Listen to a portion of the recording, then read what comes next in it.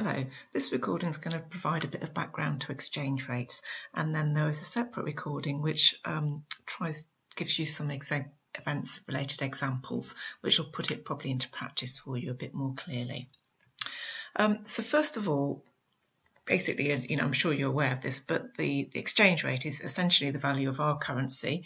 If you're living in the UK, the pound in terms of other currencies, and there are different ways of expressing the exchange rate. So what we're most familiar with is what's called the nominal exchange rate, and that's the current value of one currency against another. And when you go and buy foreign currency at a bank or an airport, that's what you see. But there is also what's known as the real exchange rate. And this is where you've got the nominal exchange rate, but it adjusts it relative to the different purchasing power of the currencies being exchanged. So things will have different price levels in different countries, and it takes that into account. And one of the reasons why exchange rates are important for event management is that we don't just attend events in our own country of residence.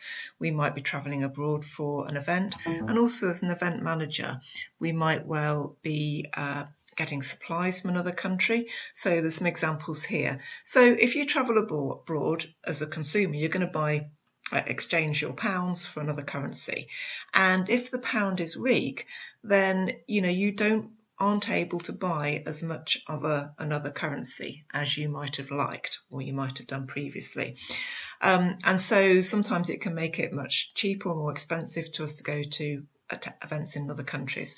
So when the pound has dropped relative to, say, the euro, I know my Dutch friends are always really keen to come to the UK because it suddenly gets a lot cheaper.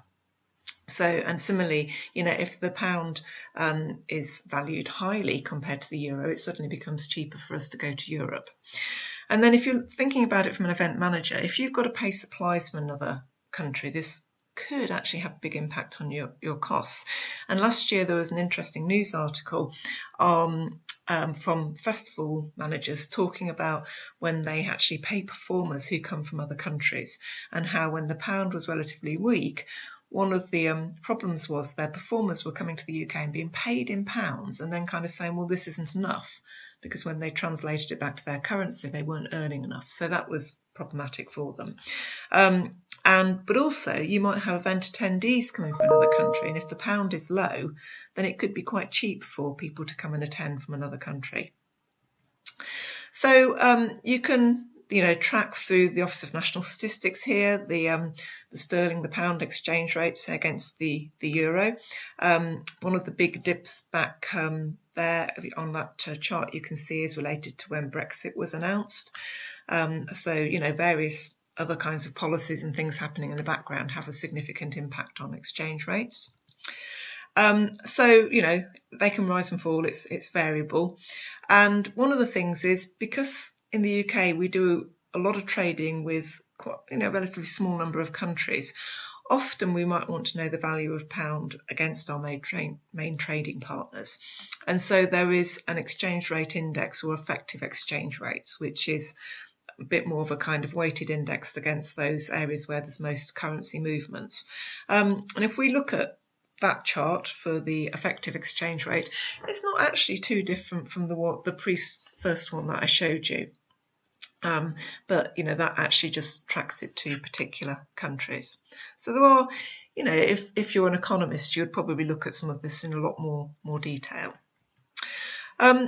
So when we're thinking about the exchange rate, basically the equilibrium exchange rate is quite important, and we're often looking at this idea of appreciation. So appreciation is when the value of the currency increases, and depreciation is when the value of the currency decreases, and we often look at that relative to the equilibrium point.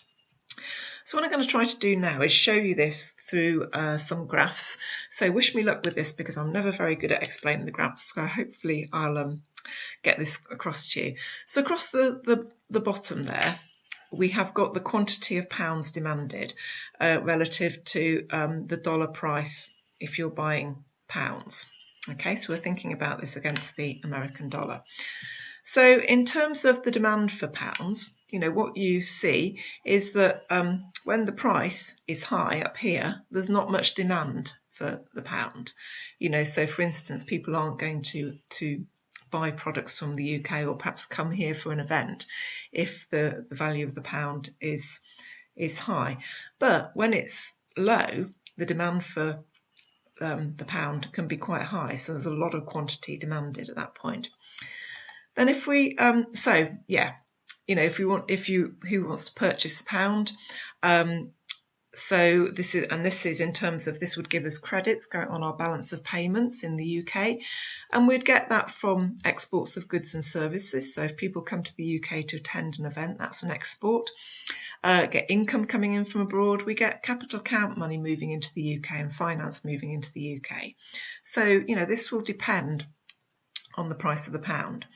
And then if we look at the supply of the pound, you can see here that when the you get $2.20 to the pound, lots want to sell or supply.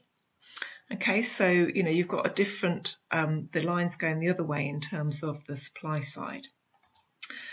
And this relates to debits on the balance of payments, so in terms of imports, income coming from abroad, etc. Okay, and what we see is we have an equilibrium point where this supply and demand lines cross one another. And then if we look at a situation at point A, so we've got an excess supply of pound here. And what you would find is this will lead to a depreciation, because the supply is over at A but the demand is back at B, and therefore there needs to be a drop in the price in order to reach an equilibrium level.